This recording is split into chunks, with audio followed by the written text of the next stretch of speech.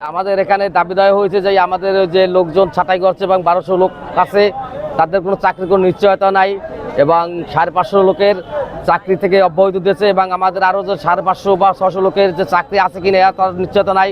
আর আমরা এই দাবিতে আমরা সবাই চাকরি করতে চাই এবং এই যে 550 লোকের যে চাকরি থেকে অব্যাহতি দিয়েছে এই চাকরি ফেরত চাই আমরা। হ্যাঁ, আমার নাম মোহাম্মদ জাকির হোসেন।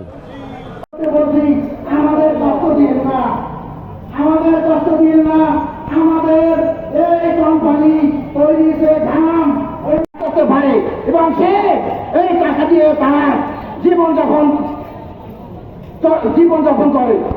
সে যখন চাকরি করতে দেখে তার বিশেষ বেতন হচ্ছে, তার চাকরি চলে গেলে নতুন করে চাকরি নেই, সে কয় টাকা বেতন পাইবে?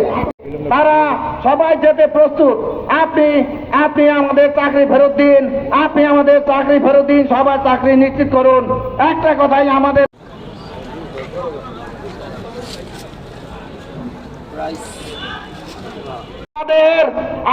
ছেলে মেয়ে, বউ, মা বাবা এই চাকরি না থাকলে না খেয়ে মরবে।